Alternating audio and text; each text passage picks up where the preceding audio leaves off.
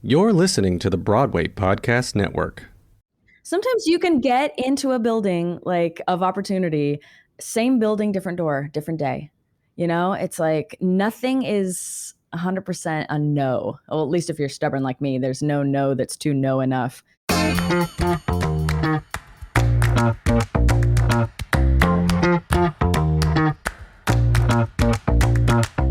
Hey everyone, welcome to Was It Chance, the podcast about embracing opportunity and taking intentional risk for your creative life. I'm Heather Vickery.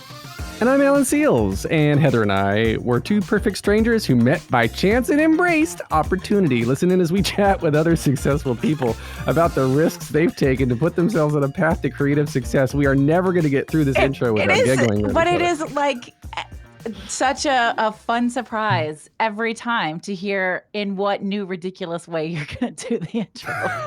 I'll start doing them in different voices. Like, listen, other successful people. Let's not do that. Who's that's my favorite. Alan, who's our guest today?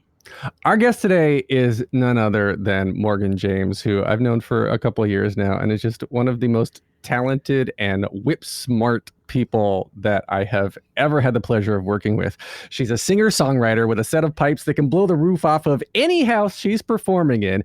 She made her Broadway debut in the Addams Family, nabbed a few other Broadway credits, including Godspell and Motown the musical, signed with Epic Records before deciding to take her own creative destiny into her own creative hands by taking a completely unique approach to producing all of her albums on her own with the direct support of her fans. She frequently collaborates with Postmodern Jukebox, has her own comedy podcast called Getting Peggy With It, where she roasts her Broadway friends, and has just released a full album called She Is Risen, which is a completely all-female version of Jesus Christ Superstar. And honestly, it's just one of the best albums I've heard in a long time. There we go. I got it all out. We weren't Morgan, timing welcome. you. We weren't timing you. How are you this morning, Morgan? Hi, can you send me that paragraph you just read? Because I need to take it everywhere with me. We've got a singer amongst our midst again. And you know what that means. I know. And I don't know if she knows what that means. She doesn't. Well, I don't know. I don't know how much Morgan, have you listened to the show? I'm going to drop this for you right now so that you can have it later. And you're not totally on the spot, but everyone who sings that comes on the show, we have invited with a little pressure to compose and perform their own version of Shut the Fuck Up, Alan, on the fly. Because at some point during this interview, you're going to want to say, just shut the fuck up, Alan. I think I've said it before, and I'll say it again. It started with James Harkness, who just out of nowhere who started singing Shut the Fuck Up, Alan. And then it's become a thing. Okay, great. Gladly. I will gladly do that. All right. Excellent. Excellent. Whenever at any point you feel the urge to say, shut the fuck up, Alan, then that's how you can come. You got it. Oh, Morgan, I'm so excited to meet you. Alan. Thank you for having me. Yeah, you're welcome. Alan just raves about how incredible you are. And that's a hell of a bio. It's been a circuitous path, but sometimes it's hard to remember what you've done or what you've achieved until someone lists it. And then you go, I'm proud of myself. It's hard to be proud of yourself when you're just inside of it, you know? Absolutely. Well, it's kind of I call it the social media game, right? In that on the outside, people see the good stuff, but they don't realize the struggle and the decisions and the sacrifices that you've made to get where you are, that anybody has made to get where they are, or the bad part, right? Like you're only presenting, in general, most people only present the good sides of themselves online or publicly. Yeah. And so for you, though, I want to actually start out with sort of your background in music, because you went to Juilliard, and one does not simply go to Juilliard. There's got to be like an impetus to get there, and practice and rehearsals. And like, you were born in Boise, Idaho, right? I was, you know, I had moved away from Idaho by the time I found music. And we moved to California, where I found choir and drama and, you know, teachers that helped me kind of get to where I was going next. But everybody still, even though I was, you know, a big fish in a little pond, everyone still thought it was pretty crazy that I wanted to go to Juilliard and pretty unlikely. And so it was a very tough place to get into, a very tough place to survive. I think it still is. And it was a classical program. I was having an interview with Seth Rudetsky the other day, and he was like, well, why'd you go to Juilliard if you didn't want to do opera? I was like, Seth, you make a lot of decisions when you're 18 that you really think you really think you know everything. And I don't know. I wanted to go there because Audra went there. I wanted to go there because it's the best, I wanted to go there because it would bring me into New York and plot me right down in the middle of New York City. And so I did it. Well, so I just listened to Viola Davis's new memoir, which is fucking spectacular for anybody who likes memoirs. And she talks about her decision to go to Juilliard, which was, she said, I want to go to a school where I will have a fucking job when it's over. And they were like, well, there are two choices. And Juilliard was one of them. She's like, all right, well then let's figure that out. So did that play a role for you? I think that that's very true for the drama division. And it's still true for the drama division. The drama division still cranks out superstars. The other divisions are not that way. Not so much. They're not that way. The music department is like, here's your diploma, bye, have a good life. And the other divisions are like that. You're really, really on your own, especially because I wanted to be on Broadway. They were like, they were borderline I don't care / disapproving of my desire to be on Broadway. So I didn't, I had one great teacher that helped me get an agent and really, nurtured me, my acting teacher, Edward Berkeley. He helped me a lot, but outside of that, they're kind of like, you're on your own. But yes, the drama division cranks out superstars. That's fascinating. Yeah. So this show is called Was It Chance? And it isn't because we think people just accidentally fall into whatever success they've achieved. It's because we know that manifestation is about declaring something and then changing the way you show up in the world to receive it. And so I'm wondering what your relationship with chance has been. Like what can you remember from your past and maybe your time at Juilliard where embracing something unexpected or some crazy opportunity led to something else? So funny when you were describing at the beginning of how you two came together and what you just described, I was like, this is truly the podcast for me because I've been so shaped by rejection and the thing that wasn't supposed to happen being the thing that made the difference and all these kinds of things. I mean, my managers even say when I have crushing disappointments or rejection still, they say, this is your story. This is your path. It's always been a part of your path. I was waitlisted at Juilliard. I didn't get in. It took me 10 years to get a Broadway show. I was turned down by every single label in New York and LA before finally getting a deal. I was then dropped by the label. I was, all of the drama I went through trying to get Jesus Christ Superstar made, it's rejection and strife and these has been a huge part of my path. And all the things I thought I was supposed to be doing and I thought were going to be the direction ended up just leading me to where I was really supposed to be. Mm-hmm. And I think a lot of people might have given up. I'm very tenacious, I'm very stubborn. So there were so many things. I mean, meeting Berry Gordy Jr. is probably the biggest example of like, wow, dropped right in the middle of luck and opportunity and chance and not expecting anything from these opportunities is what I've learned as I've gotten older is just let smart people make decisions. Like let smart, talented people find you. You don't need to tell somebody, I'm really talented. You should use me. It's like they've been around for, 75 years. They'll use you if they want to, Yeah. I don't know if that answers that question, but it's totally. It's been a huge part of my journey to embrace the tears I've cried for jobs lost that then I look back and go, why did I think that was my path when clearly I was supposed to be on a completely different one? The industry as a whole, right? So there's recording artistry, there is Broadway artistry, and it seems like you can't ultimately do, or at the same time, you can't do both. You can kind of flip a switch and go back and forth because they're both so they both are such a time commitment, right? So you made, let's see, so your first solo album came out in 2014 after you met Berry Gordy Jr., but your Broadway debut was in 2010. So you originally wanted to do Broadway. Was that the plan? And then where did the switch come for being an indie recording artist? So I definitely wanted to be a Broadway star. I thought when I went to Juilliard, I wanted to be the next Barbara Cook. I wanted to be like following the footsteps of Audra and Barbara Cook and all these amazing people, Maren Maisie. And when I got out of school, my soprano voice was not popular. There were not shows. And it was talk about like bad luck. Everybody said, you better learn to belt or you'll never work.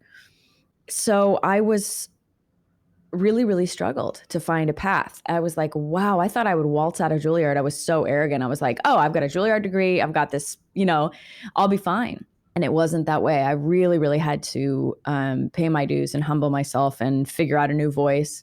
So by the time I got the Addams Family, I said, okay, well, now I'm in town. I have a tiny bit of income. I'm going to try to do a solo show. I'm going to start a band. And so I did my first solo show at Le Poisson Rouge, and it was a weird disaster. But everybody said it was weird, but keep doing that. Like whatever that was, do that. So I kept doing solo shows and I kept honing in on arranging music. I started dipping my toe in writing music. I experimented with different instrumentation and bands. And my manager at the time, Ted, who's still my personal manager, we were like, okay, I think you need to make an album. Mm-hmm. Let's find you a record deal or find a manager. We didn't even know how. We didn't even know what we were doing. But everybody would say, I think that's what you need to be doing. So I continued doing Broadway shows. I did Wonderland after that. Then I did Godspell. I was doing workshops of new works all the time. I did Motown, and that's where I met Mr. Gordy. And that's where I met Doug Morris, the head of Sony. Now, when you're in a show like Motown with a cast of 35 of the best singers I've ever met, like true superstars, just that was an amazing show. Amazing cast. You don't go in and meet Mr. Gordy or Doug Morris and try to prove something. You just keep your head down and do your job because everybody's amazing. And so I never for a second thought, oh, these people are going to get me a record deal. I sang 8 bars in the show. I had the smallest role in the show, and that's goes to show you never know who's listening. You never know who's watching you. You never know, 8 bars is all it takes, I guess, if somebody likes what you do. And Mr. Gordy came to one of my shows downtown, totally in disguise, like came down to a little club and saw what I did. And he said, you need to be making records. You need to write your own music and find music that's really speaks to you. So I said, okay. And then that was the end of the conversation. So I was like, how do I do that? So I had already sung for every label and they all said, oh, we don't know what you are. We don't know what to do with you. And they all said, you're fabulous. Like your voice is amazing, but we don't know. We don't want to work on that. So I had already been rejected had huge meetings with David Foster and with Verve and with all these labels. And they all said no, including Epic Records. All said no. And then I ultimately got signed there, like going through a different door. Sometimes you can get into a building like of opportunity, same building, different door, different day. It's like nothing is 100% a no. Well, at least if you're stubborn like me, there's no that's too no enough. So I was doing Broadway shows. I was doing shows at night. I started recording demos. I started to realize that I wanted to be my own boss. I wanted to make music that I had my heart in. And even though I love Broadway shows, I was making a successful project for someone else. I was just part of a machine. Yeah. And that's a whole different ball game though, running your own business and doing this on your own. Yes. Yes. Well, I ultimately got signed in this kind of fast and furious way. I was doing 10 years ago exactly, I was doing a Nina Simone show at Lincoln Center, and Doug Morris, head of Sony, came to the show and said, oh, I want to record this and release it. And I was like, excuse me? He had just signed me a week before.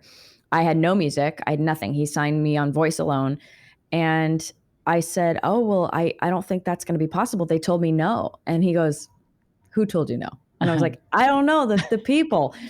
So he got on the phone and 5 seconds later, 5 seconds later, the deal was approved. It was done. We were going to record a live album. It was bizarre. So while I was doing Motown on Broadway, I was recording my first studio album at night, like literally from 11 p.m. to 5 a.m. And I got to a point where I was like, this is not sustainable. So I have to pick one or the other.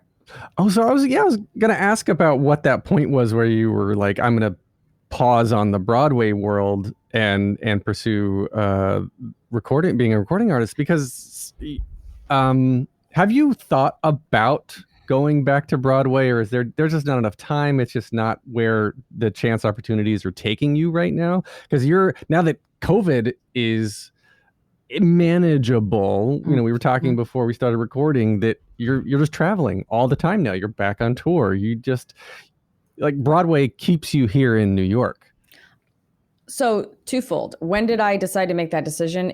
I went out on a limb. Everybody thought I was crazy. I left a Broadway contract for basically to go out on a limb for a complete unknown. I had no tours booked. I had nothing booked. I had no work lined up that would bring money in. I just said, I have to fully just go out on the limb of trust that I'm supposed to be doing this. So that I left Motown and for kind of nothing to make a record, to finish my record. In terms of coming back to Broadway, people ask me that all the time, and I would love to come back to Broadway, but I never have a 6-8 year long span where I can clear my schedule. And Broadway doesn't care what you have. Yeah. Like, Broadway doesn't care if you have other plans, or if you're like, oh, but I have these concerts that I want to do. You have to completely wipe your schedule clean, and you have to be completely available to everything that Broadway is. And also, it's hard. It's really tiring. You kind of have to devote yourself fully to it. So if the right thing came along, if a new show came along, or a great role in a revival or something, I've often thought about it or entertained it. But then I have to try to remember why I left in the first place. And why I left was I wanted to have creative freedom. Yeah. And I wanted to have be in control of what I did. So it would have to be something very unique and special for me to go back. What if they wanted to do a stage version of She Has Risen? Yeah, maybe. I don't want to. I don't want to be the one that has to spearhead that. I'll say that. Fair enough. It's been a very difficult process to get Jesus Christ Superstar off the ground in terms of just the album. So I don't want to be the one I've learned that. Yeah. I don't want to be the one doing everything. But if somebody came to me and said, we have the money in the theater, like, would I say no? Yeah, of course. I think that would be really fun. Yeah. But again, I would have to wipe, I'm booked through the end of the year, so I would have to wipe all of that clean. What are the I guess the process of going through clearing rights and the business side of things, right? Because people only see the end result. They're like, oh, she released an album. That's really cool. But first of all, the origin story of She Has Risen, I know that came from a dream, so I'm going to let you tell that story. You just told it. Well, there's more to it. Just wait. Just wait. Shut the fuck up, Al. Already. I start early. Yeah, there's more. There's more to the story, but She Has Risen. But then, like, Jesus Christ Superstar. We're calling. So the new album is Jesus Christ Superstar Highlights. Highlights. Okay. Highlights from the all-female studio cast recording. Let's go by Alan's notes. Let's just go for the record. Alan's notes were wrong. Hey, Well, on socials, it's She Has Risen. Yes. Okay. Yes. And the press release, which is what I went back and referred to when making the notes. So there, eat that. The album, Tim Rice has some sort of stake in this. I'm sure there's other companies that own music rights, and then there's performance rights, and then the lyrics. And it's ridiculous, especially when you get into the recording. I mean, this firsthand, right? When you're getting to the world of music, it's some of the most convoluted rights management that I've ever had to deal with in even my limited experience, and you're living it. So what was that process like from dream to inception? Oh my God.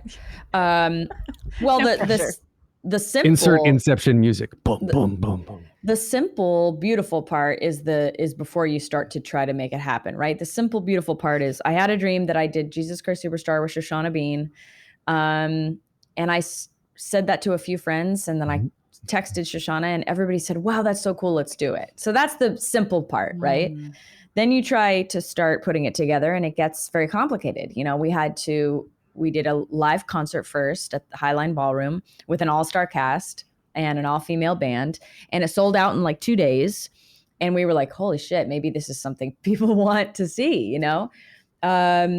The place was packed and the concert was incredible. Andrew Lloyd Webber sent a bunch of his people and Really Useful Group sent a bunch of their people and all. So to get the concert rights is a completely different company, right? At the time, Rodgers and Hammerstein was running and MTI and Really Useful were all kind of sharing the rights to the concert version. That's a completely different set of rights. That alone was difficult to get. And we kept being delayed because they were like, well, are you going to change the keys? And how are you going to sing this? And who's going to sing that? And they were already questioning whether women could do it. Red flag number one that they were going to be difficult to work with was the concert. We're going to take a quick break. Stay tuned for more of the episode. And now we're back.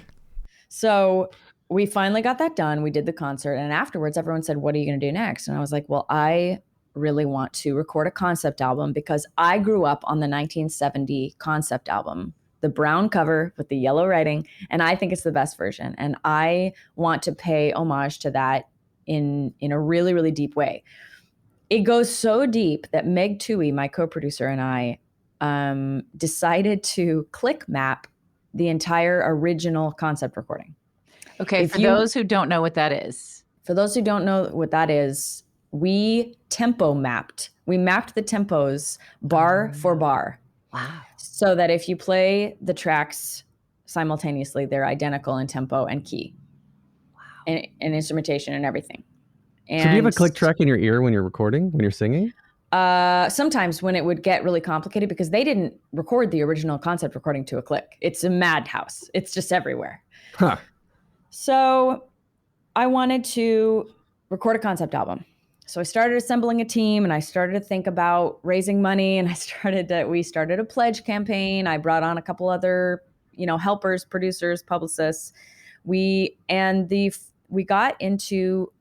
had always recorded, I did all of Joni Mitchell Blue. I did all of the Beatles White Album. And to record anything like that, all you need is a compulsory license. Well, there's a little technicality when it comes to musical theater and works of opera and musical theater is that you need a separate license called a dramatic license. Oh my. And that is a license to record a work in its entirety. Wow. And so that got really complicated. Then it got complicated. They said, Universal owns the title. And this other company owns the logo. And this other company owns the font. And this The literal title, Jesus Christ Superstar, is owned by somebody. Like the words. Of course it is. It's trademarked. Right. And then somebody else owns the logo. And somebody else owns the font. So we were like, we got into a can of worms that we had no idea we were getting into. So then we crowdfunded and then we made the record and then Pledge Music went bankrupt and took everyone's money. Oh. And then they decided to do Jesus Christ Superstar. Well, first they decided to do Jesus Christ Superstar on NBC. So they didn't want us competing, even though we were like, we're not competing. We're a part of you. Then it was one thing after the other. And then global pandemic. So that's why it's taken me so long to finish this project. And I had to finish obviously with my own money. That's why it's taken like slow and steady wins the race. Wow. It was a long process. It was a very, very hard process legally. They did not make it easy for us. They wanted the idea for themselves.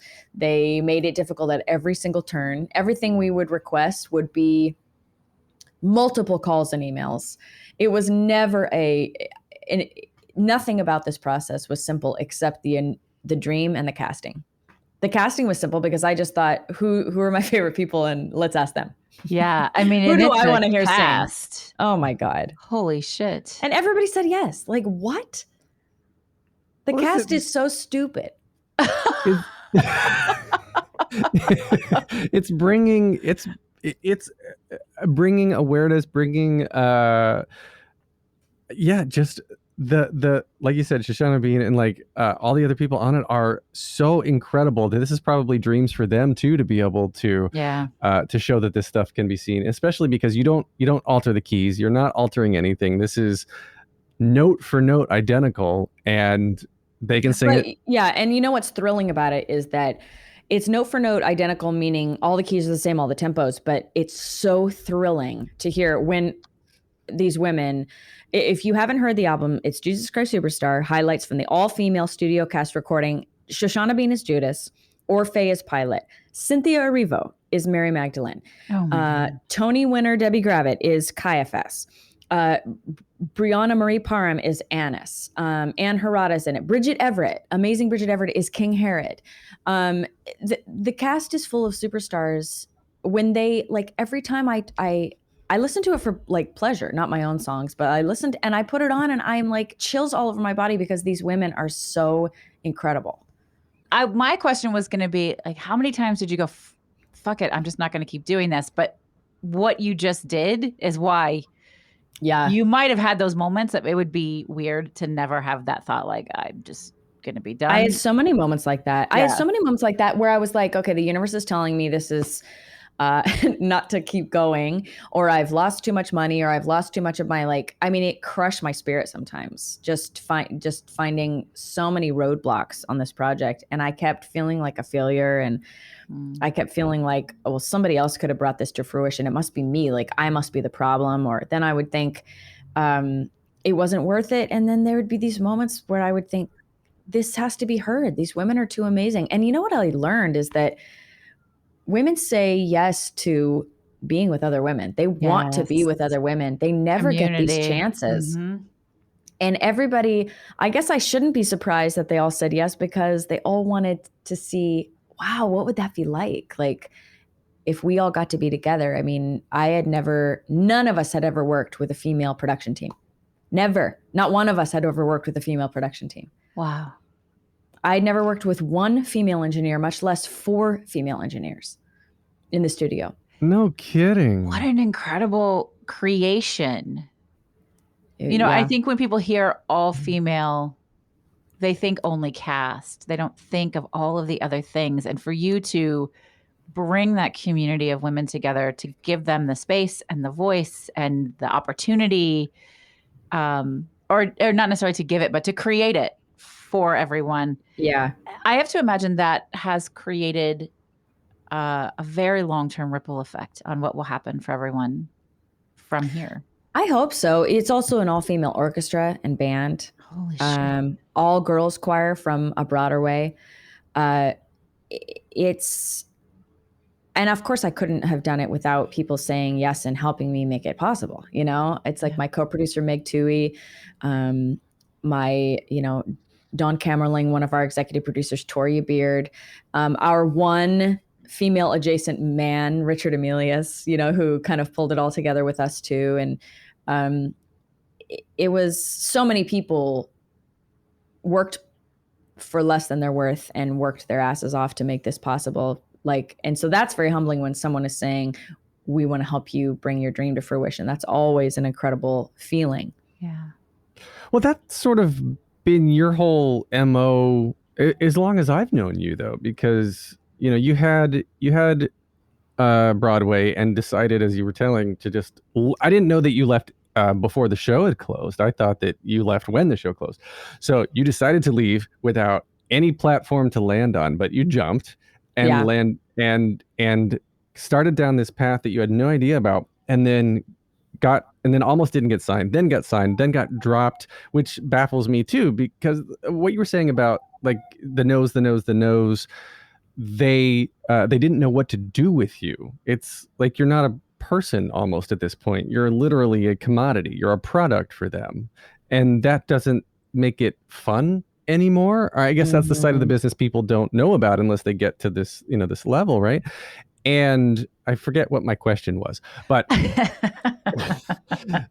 but I mean, that's why you go out and do your own thing. It's why I did it. I don't do what you do, and people are probably really glad. But it's so that if no one else can find a spot for you, you just fucking make one. I look back and I was, when you're young, you just kind of look at other people and you kind of, I have young people all the time asking me, how do I do what you do? And I'm just like, I'm like, you have to just take out a knife and carve through the brush, like the brush and the wheat that, you have to like make it, because I was trying to follow in Audra's path. I could never have Audra's path, right? You can take the germ of an idea and can say, okay, maybe I will go in the direction of so-and-so that I admire. But ultimately, you are alone on the path and you have to create your own path. If you're going to do anything special in this life, you have to create your own path, because doing what someone else did, it's too late. Who wants to do that? When you got, I guess, dropped from Epic and you're looking at a road with nothing on it, seemingly at this point, like why decide to continue to pursue this, go down the same road, right? When you're like, well, I don't know what to do now. Or were you at this case where you're sort of at a crossroads of like, well, do I go back to not Juilliard and get a not singing degree? Or at what point are you like, I'm fully committing to this, I don't give a shit what happens? I've been in the fully committing to this, I don't give a shit what happens. Like there's never been a moment where I thought I would leave the business entirely. There have been moments when I needed to pivot and have pivoted. And there obviously was a decade in there when I was mostly tending bar and not mostly acting, but I still was fully committed to figuring it out. When I got dropped, so I had released 2 records on Epic Records before I got dropped. And they had fully greenlit my next record, my 3rd record with them. And Babyface was going to produce it, and we had a big old budget. It was like fully called my lawyer and said optioned my next record. And L.A. Reid was at a meeting, a staff meeting. That was the head of my label at the time. And he would get these whims. This is how much they don't care about people's livelihood and life, right? He goes into a meeting and he says, all right, we're going to clean house. Go down alphabetically and tell me 10 artists who haven't made money this month. Jesus Christ. And I'm Jay, right? So guess who got dropped in the first round?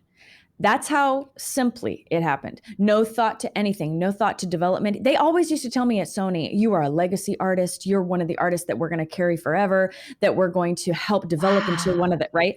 So my manager, David, said, oh, can you meet on Friday or Monday or whatever this was? And I said, yeah, sure. Are you in town? Because he lives in LA. He's like, yeah, I'm going to be in town. Meets me, flew to New York to tell me to my face, because no one at the label even told me. Oh my God. To this day, no one even told me at the label. David flew to New York and had lunch with me, and I'm talking business as usual. Oh, we're going to do this and we're going to do that. And I was so excited. And he was very quiet. And he said, hey, so I have some good news and some bad news. And I was like, okay. And he goes, the good news is you are going to make whatever record you want to make, and it's going to be amazing. And I said, okay, because I was getting ready to make my next record. And I said, what's the bad news? And he said, it's not going to be on Epic Records. And I was like, because that had been my biggest fear. Oh, I might get dropped. So then it happened, right? And I started to cry at the table, and he was like, why are you crying? And I said, because I feel ashamed.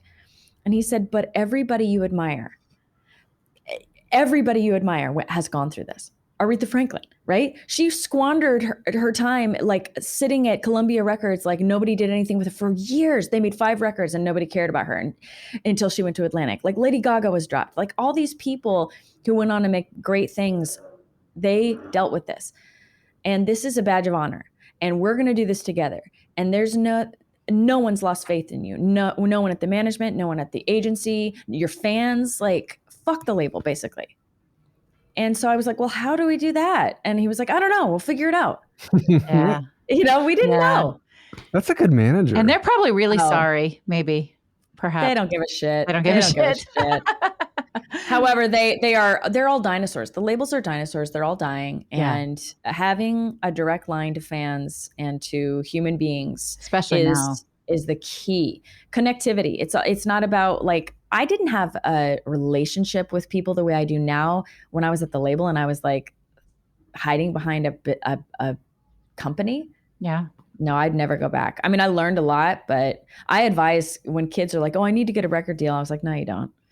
Just make shit. Make shit and make relationships. I mean, that's what's so incredibly cool about social media in general now.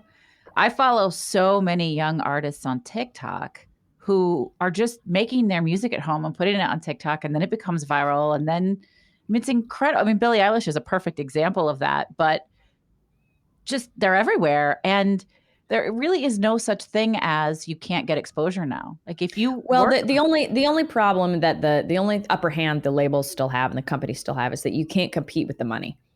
That's true. You can't compete with the marketing dollars and the publicity, and people like Billie Eilish obviously couldn't be what they are without their $10 million marketing plans. Same with Adele, all these people. So that's the last bastion of that dinosaur of the record label model is the money. Yeah. But the discoverability is there. Absolutely. Absolutely. And most people find me on YouTube. I mean, it's free. Yeah. Most people find me on YouTube and then come to my shows, and thank goodness there's a place they can find me.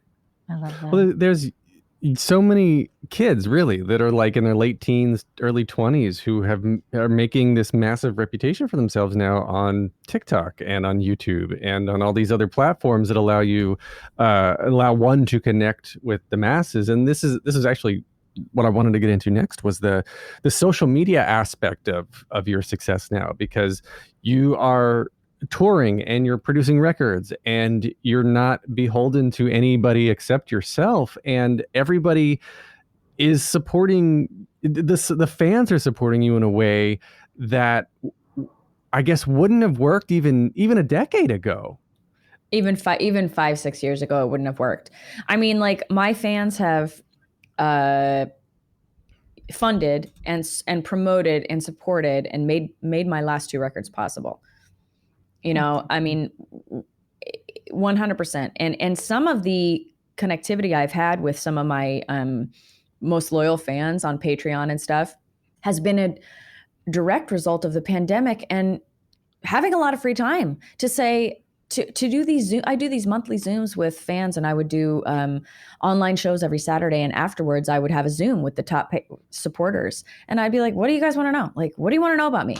I'm an open book. And them getting to know me has made them even more invested in helping me. Mm-hmm. So being yourself, ultimately, like the lesson you learn is like, oh, actually being yourself and being accessible is what makes people want to be a part of your journey even more. Is that the showing the real side? And by real, I mean like not always the shiny, flashy best of. Like I keep going back to this. And so for me, the mental health of I was going to say this mental health of social media, but it's kind of the opposite, right? Like the more you get invested in social media, I think the less healthy we are in a mental state, because we're trying to get this unattainable goal. We're trying to reach a state that doesn't ultimately exist, because we're only seeing one side of a many-sided individual or organization or whatever the case is. We're seeing a perfectly curated space where someone creates a storyline or a storybook of their life. And it's very easy to create an image that way. And yeah, it's not real. I mean, I think that the key is that I worry for people who don't have like any accountability at home, right? Who aren't like wiping a diaper, cleaning up dog shit, or dealing with their own house. Like I think the key is like having a real aspect to you that is accountable to your home, right? And to your and keeping part of yourself that people don't see. There are lots and lots of moments that people don't see of me on social media. And that's so important. But also it's one of the things I actually love about TikTok is it seems more real. People seem to be less like, they literally show up, they've rolled out of bed and they're like this thing, whatever you're going to say, I'm mad about this, or I'm feeling vibe about this, or whatever. Whereas a lot of the other social media platforms are so curated, but it is damaging for mental health, I think, and unrealisticness. I love that you said there are some things that it's important to keep to yourself. Well, there's boundaries. There are boundaries. All right, one more quick break. Hang on a second. All right, here's the rest of the episode. What then are you talking with your top patrons then? Are they like, what's your favorite color? And they all talk like that, obviously. And you've got Come You know, on. Come on, Morgan. I'm waiting for you to bust Shut the out. fuck up. Shut the fuck up.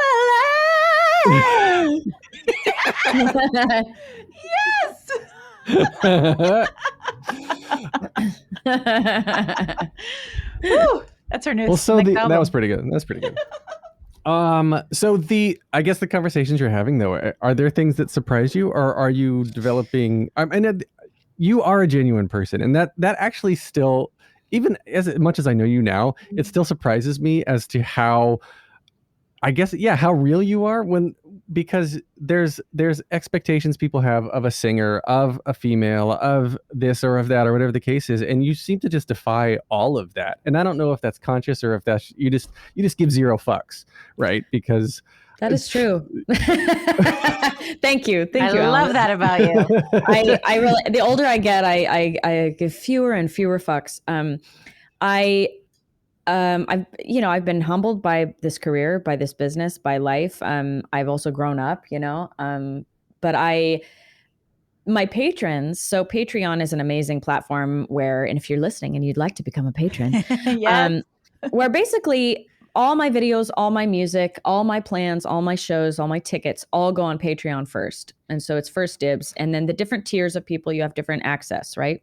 On the Zooms that we have, it's very interesting because after the initial I liked the show kind of surface level kind of conversations, months and months of a pandemic, they started asking deeper questions. And they really wanted to know, all right, how does this work? Like, how much does this shit cost? And how do you get licenses? And why did this happen in your life? And why did that happen in your career? Things that I usually keep covered up. Like, you want to know how much an album costs? I have broken it down budget-wise to show them exactly how much things cost. You want to know how much a video costs to make? Do you want to know why this was scrapped or this succeeded? I'll tell you. And I think it's so boring, but they love it. They think it's fascinating. It's a part of the business they would never normally know about. Well, it's because at home, right? Again, the finished product is all we see. And this is literally tens of thousands of dollars to do any of the things you just talked about. Any of them, And when they figured that out, when they started really hearing that, they said, oh, what I listen to, it's kind of like you get a beautiful meal, right? You eat your meal, you pay your $25 or whatever it is. And you don't even, when you know what goes into a meal like that, and if you were to be privy to from farm to table, you would have such a greater appreciation for the meal that has been curated for you. And so I think that letting them inside the process, I invited fans to come to the studio for my Christmas album. I said, cool. If you want to come, here's what it costs, right? To come be in the studio, and you can watch me make the album. I will feed everybody and you can be a fly on the wall. And a bunch of them took me up on it and they loved it. That is cool. It was really, we're going to do it next time too. Everybody wants to be in the room where it happens. So I need to become a patron so I can. But the early access thing is really brilliant because people do want to feel special and exclusive. And as a creator, it doesn't even take that much extra effort on your part to allow it. I mean, here on a different scale, I'm a guest on a podcast this afternoon. But last night I got the text message that my daughters and I got 10 minutes access to pre-sale for Harry Styles tickets. And I immediately went to the woman who's interviewing me and I was like, look, I will be there, but I will be 10 minutes late because I have a 10-minute window and these tickets are going to fill out in 4 seconds. And so there you go. But I feel special and I'm not even special. I just clicked a button last week and saved my spot and got lucky. So I love that you're doing that. Tell folks how to find your Patreon because I think they're going to run to it. Patreon is amazing. It's really an artist friendly platform. It's probably my favorite one. It's patreon.com/Morgan James. And just look for me. You can search my name, Morgan James, in Patreon. You can sign up for $1 a month, and you can go pay as much as you want. Something I did in the pandemic was I gave every single week. I started looking through my computer hard drives, and I found every demo of every song I've ever written. And every week I gave them a different one, even if it was horrible. And I said, here, do you want to see Baby Morgan trying to write a song? Here, do you want to see? And I'll just send them stuff, and they they get a window into what it's like to try, and some are terrible and some are good. So and cool. I'll send them old photos and old videos, and I'll say, you're getting a glimpse of what it's like to try to be an artist.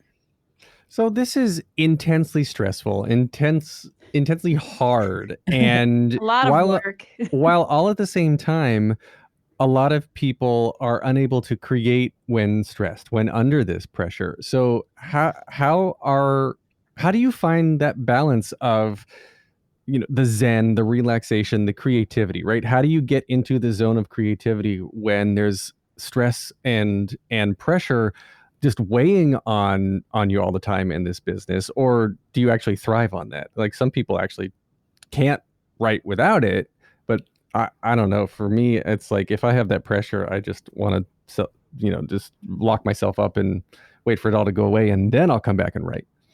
Well, two different things there, because writing, I really only get inspired to write. I'm like one of those, I don't know, plants that only blooms like every, couple seasons. Like, I don't write all the time. I'm like, okay, I got to write an album. I'll write 25 songs and then I won't write again for 2 years. In terms of being creative, I feel like the pressure and the stress really helps my creativity. Like, I am every single day creative.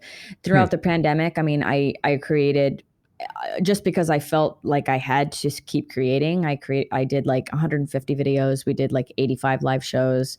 I just felt like I will go underwater if I don't keep creating. Not everybody felt that way. Obviously, a lot of people were incredibly not motivated or sad or, going through life things that prevented their creativity entirely. And I get that too. For me, I have to constantly come up with ideas, and every day I do something creative, and I'm lucky in that way. I think it's important to stay creative. What you didn't say, but what I kind of heard, is it can't be about outcome. It's not about perfection. It's just about creation. Yeah, it's interesting you say that, because I have this aversion to perfection. So I have a real bias against tuning and melodyne and perfect vocals and perfect this. I'm not one of those actresses or people that wants to get a bunch of Botox and look a certain way. Like, I really like reality in a weird way. All my albums the albums I love were never tuned. The things I love were imperfect and weird, right? So I want there to be, do I want it to sound great? Of course. But I want to strike this balance of, do I use nice creams on my face? Do I care about the way I look? Of course. But do I want to be a facsimile of some strange filter? I don't want to be that. I don't want to sound like, if you try to tune Barbra Streisand's voice, actually, it's not possible to be tuned, right? It's imperfect perfection that we've lost the ear for. And now generations of people are listening to albums that have been tuned and perfect, quote unquote, and they don't know what a real voice sounds like. When you listen to a raw Michael Jackson vocal or Stevie Wonder vocal, it's like strangely imperfect, right? It's human. Yeah. So yeah, it's when I go to record videos or record anything, I do a couple takes, and I don't want to kill the moment. I don't want to do 25,000 takes and kill the spontaneity of being creative. Well, that's something that I actually was going to bring up, because most of the videos with Postmodern Jukebox are straight on, no editing, one take, and yes, it's just. And you can see it actually in the comments. There are so many comments of the YouTube video that are like, holy shit, it's one take. This is amazing, right? So you're not going through doing multiple takes. You're not tuning it. You're not doing all this stuff. And that, I think that speaks to how much you care about the craft, right? And you went back, or originally you were saying that you came out of Juilliard with this wonderful soprano voice. And it's weird because I don't think of you as a soprano. I think of you as the bluesy belter. Yeah. And so that's where you've fallen into. But was that always there to just say like, all right, this is it. I need to be raw. I need to be authentic. Or what, did something happen where you're just like, no, this is just too much work. I don't want to, it doesn't feel right. Well, I started to realize that sometimes the things that fans or people or whoever would find me, they would latch onto these things that were so they like when I'm just sitting on a couch with no makeup and I'm doing a live vocal.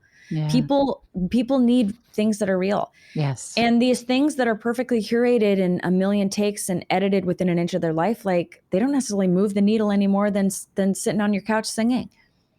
It's people respond to things. You can never quite predict what people are going to respond to. At the beginning of Postmodern Jukebox, I did 10 videos with them and I did like 6 tours. And all the videos on my channel and all the videos I did with PMJ are all live vocals, live instruments, usually a camera, 1 or 2 cameras.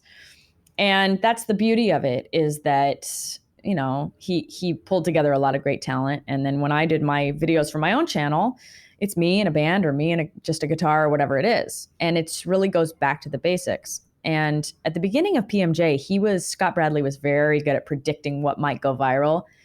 You never quite know, you never quite know what people are going to respond to. But by and large, people respond to things that are so off the cuff. So when I started to see that, okay, trying to control someone else's reaction is not going to happen, I might as well be myself, right? I might as well. What I do naturally is my gift. So editing it is not what people like about me.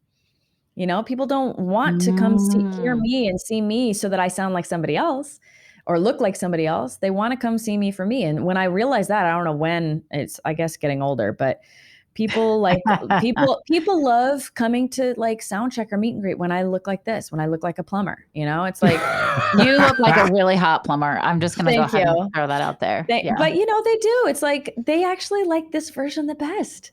Yeah. And what a gift, right? I love getting dressed up, but my fans don't care. And I'm just like, how lucky am I? I love that. Okay, so we're going to wrap up here, but before we do, I just want you to quickly talk about getting Peggy with it, because again, in all your free time, right? Let's throw a podcast. Well, I know I've actually been neglecting Peggy a lot because I've been back to, touring and being busy again. And so I miss Peggy. Peggy is my alter ego.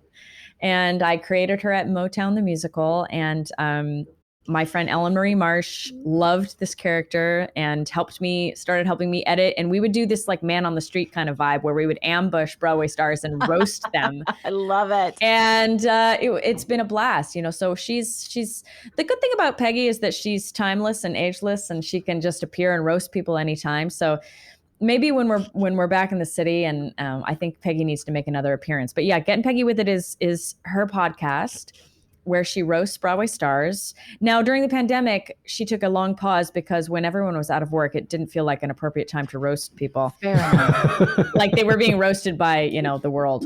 It's so interesting too, because like I said, you're very authentic, you're very real, you care so genuinely about everyone and like the things that matter, right? Like you are an advocate for racial equality and gender equity and so many things that most people in your position wouldn't make the time for. And then on the other side, Peggy is just like, well, let's make fun of all of this. And well, at the end of the day, it is good to laugh at ourselves, and like we take ourselves very seriously as artists. And I think it's really what I found so fun about that is there are so many incredible actors and singers that are fully willing to laugh at themselves. And like, we need to laugh. Like it's just, the world is dark and our business is ridiculous. And so we need to laugh at it. We do. Like yeah, I mean, Alex Brightman always introduces himself as 2-time Tony loser Alex Brightman. Like, hi, nice to meet you. Because again, you have to laugh at the rejections and the misfortunes, because that's what makes you a stronger person. If you can't laugh at it, it's gonna beat the shit out of you. Yeah, you'll absolutely implode if you were to take all the rejection and all the ridiculousness personally of this business. Absolutely. So Morgan, you have a ton of amazing things going on right now. Do you know what the next opportunity you plan to embrace is going to be? Can you give us a little hint? Well, I'm touring hither and there. I'm doing everything from, new cabaret shows to my band show to symphony performances and all sorts of things. So you can find me in lots of different towns. You can go to morganjamesonline.com to see my tour schedule. I have to write a new album. I'm behind. I need to go into the studio in the fall. We're going to make a new R&B record. Sweet. I don't know. Things come to me. And then I get an inspiration and I run with it. I don't know. I'm so lucky because, your dreams evolve, right? I've been so lucky to achieve a lot of the things I set out to do, and so then you kind of get to the edge of that, the end of that, and you say, oh, I wanted to be on Broadway, right? I wanted to get a record deal. I wanted to perform in certain big places. I wanted to go to Juilliard, right? You set these goals when you're a kid and then you achieve them and then you go, what do I want to do now? And I'm so lucky. Like, I have the best life. I get to travel the world with my husband, my dogs. I get to sing all kinds of music. I get to meet the most amazing people. And sometimes I get to produce things and they say yes. People say yes to me, and I have the best life. That's beautiful. That's a beautiful way to close the show. Thank you so much for spending some time with us today. You're such a breath of fresh air in this Thank you. very polished world. And it feels so lovely just to get a little of whatever that juice that you're sharing. So thank you. Oh my God. Thank you so much for having me. And you'll probably put this somewhere, but you can stream Jesus Christ Superstar highlights where music is found. And we're also doing a limited run of physical CDs that you can get on my website. Awesome. Are you doing vinyl? We might, depending on how we do. Vinyl is very, very expensive. I love vinyl, but it really would. We might do vinyl. A lot of people have asked us about vinyl. That we're in talks of doing a couple more concert versions of Jesus Christ Superstar, and if that happens, I think we should definitely print some vinyl. Yeah, if that happens, I want to be there. Absolutely. Let us know when the concert versions are happening. It's not an if, it's a when. You have got to get these people together to do this. Yeah, absolutely. Absolutely. Right. Thank you, Morgan. You were so wonderful. Thank you so much. Shut the fuck up, Ellen.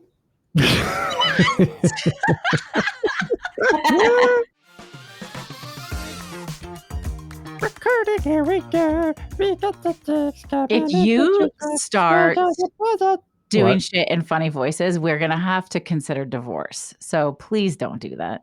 Okay, I won't do that. You're such a dick. If I could just sing like Morgan, I would belt out "Shut the fuck up, Alan." My God, that voice, it does not look like that voice comes out of could come out of Morgan James, but good God, she can sing. There are so many videos of her on YouTube that are just belting her ass off. Everybody who's listening now, go just put Morgan James into the YouTube search or it's in the Google search. It's going to come up. Just incredible. And go see her wherever you can, because just one of the best performers that I have ever seen. Especially live, because what you see is what you get. Yeah, we're gonna go. When the live performances from the all-female cast of Jesus Christ Superstar comes out, we are going. I don't care where we have to go to do it. You and I are going. Okay, we'll do a live recording from there. Sheboygan. I've been to Sheboygan, and it is not a place that I really want to go again. When I was just out of college, this is totally unrelated to anything we've just been talking about, but I'm going to put this in the podcast, is that I did some online quiz of where's the best city for you to live in? And all these things that are like nightlife, theater life, water. There's a couple other things that are important. And Sheboygan, Wisconsin was top of my list. I do not think that's accurate. I'm just as an adult, I tend to agree with you. But when I was in my mid to late 20s, I was like, maybe one day I'll move to Sheboygan. And then I never did. Thank God that is not the decision you made. That's the chance I did not embrace, and for good reason. Yes. Sometimes you got to trust that gut and go, how about no? I think the reason I fell in love with her, Morgan, sorry, Bernadette, I'm more in love with you, but also I got a little crush on Morgan. Wait, can we leave that in or not? No, it's just the absolute truth. Like this, you just said it. What you see is what you get. Very unapologetic. I'm a zero fucks given kind of girl. You know that. And the raw creativity that is unfiltered and I want to say unpolished, except she's just naturally polished. So, I guess you don't have to tune too much when you sound like that. It's just beautiful, and it's really refreshing. Well, that's what we didn't get into really much, a lot. You said she's just naturally polished, but she's got talent. There's raw talent that people like to start with, but I've seen, like, I know of her voice teacher, and there's actually videos online of her with her voice teacher, and it's literal constant lessons, years and years and years of practice. Like you get the foundations. That doesn't happen by accident. You go to Juilliard. She came out of Juilliard as a soprano, and then now is making her career as a belty blues singer. And that transition doesn't happen by chance. No way. You embrace the chance that comes along with yeah, that. you embrace the hard fucking work. It doesn't come by random. But I sort of love that no nonsense drive, that entrepreneurial spirit, really, which is I don't want to play by everybody else's rules. If they're not going to put a seat for me at the table, then I'm going to build my own table. I'm going to build my own room around the table. I'm going to build all the chairs, and it's going to be tourable. I'm going to take it around the world. And she does. And she has always just looked out for her own career. Like, knowing her, like, we go out to dinner, we've seen shows, we've worked together professionally, and like, she's got these different modes she will click into. At the end, they all feed back into Morgan James, who is what you see is what you get, what we've been talking about, because she is just, here's what I want, and I'm going to be matter of fact about it. And this is where I want to go, and here's where you fit in, and like friendship included, right? It's you always know what she's thinking, because she always just says what's on her mind, and it's actually really refreshing. I love that. I love it. Yeah, folks, we love sharing this show with you. We love meeting these incredible people and hopefully inspiring you on different ways to embrace chance, to manifest your dreams, your creative success, and all of that. But in order to keep doing it, we need your help. How do we need their help, Alan? By following us on the Instagrigs. The eggs. The eggs.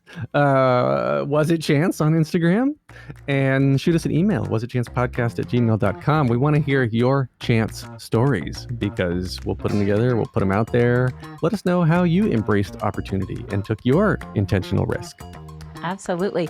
And if you're so inclined, be sure to follow, rate, and review on whatever your favorite streaming app is, because it helps other folks find us. So thank you for being here. You've been listening to Was It Chance, the podcast about embracing opportunity and taking intentional risk for your creative life. Until next time, I'm Heather Vickery. And I'm Alan Seals. Bye, y'all. Bye.